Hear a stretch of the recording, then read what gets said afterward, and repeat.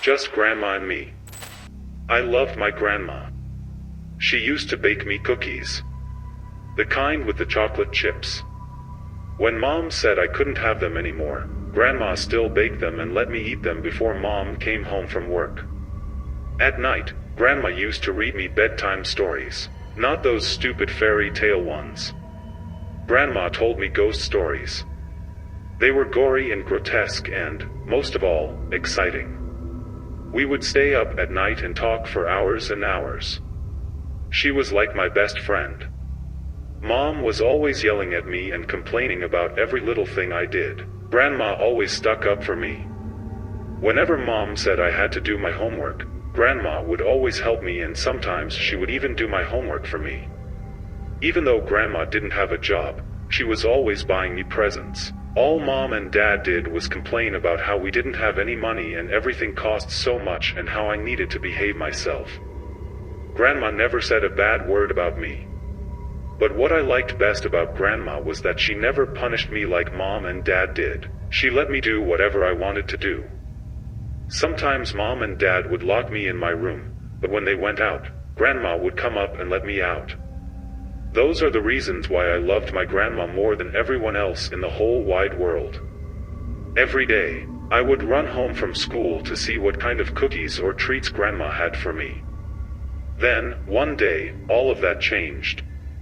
That was the day I found out there wouldn't be any more cookies, and there wouldn't be any more ghost stories, and there wouldn't be any more fun. Because when I got home that day and opened the front door, Grandma was lying in a heap at the bottom of the stairs. She looked kind of like a broken doll. Her arms and legs were sticking out at odd angles and her head was twisted all the way around. Her glasses were broken and she just stared up at me, but it was like she wasn't really seeing me. I tried to shake her to see if she would get up, but she was as stiff as a log and her body was as cold as ice.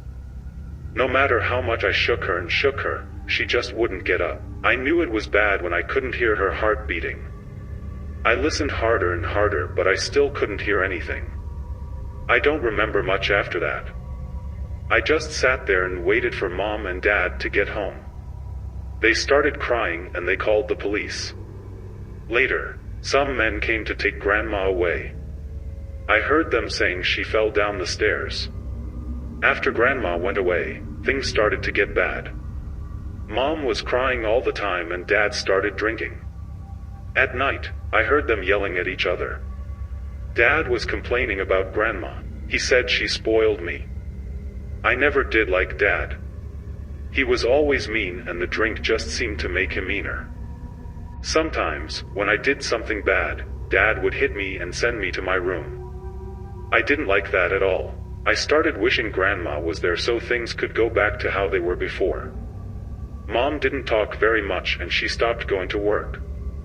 Sometimes, she would take me out for a drive and on the way home, we usually went to visit Grandma in the cemetery. One night, Dad stayed out late and Mom was in bed crying. I sneaked out of the house and went down to the cemetery. I took my bucket and spade with me and my little wagon. Mom had taken me to visit Grandma so many times that it was easy to find her grave. I started digging and digging. It was a really hard job, but I didn't care. I just wiped the sweat off my brow and just kept digging. It took a long time to dig up the coffin, and when I finally opened it, Grandma didn't look very good. She didn't look good at all. Her eyes were gone and her skin was all leathery and brown. Her lips were pulled back and it looked like she was grinning at me. I could tell she was glad I dug her up, and I knew that if I took her back home, she would start feeling better in no time. I decided to keep Grandma in my room, so I could be with her all the time. That night, we had a long talk and she told me a lot of stories. She told me all about what she had been up to while she was away.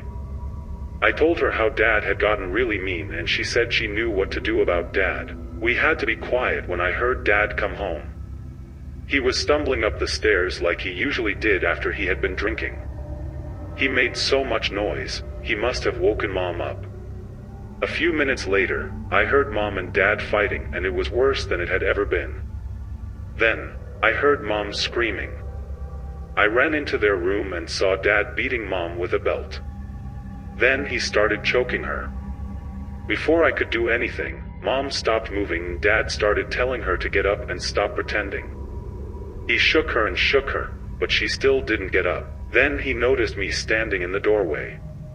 "What do you want, you little pest?" he said. "Grandma's not going to like this," I replied. "What are you talking about?" he asked. "Grandma was right about you," I said.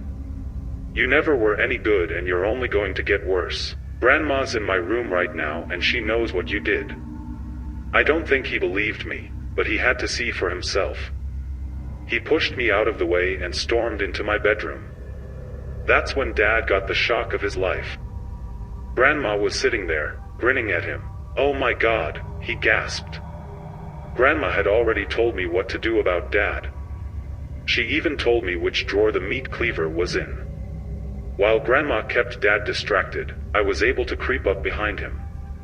After I chopped up Dad's body, Grandma smiled at me and told me what a smart kid I was. "Thanks, Grandma," I said. "But this was your idea.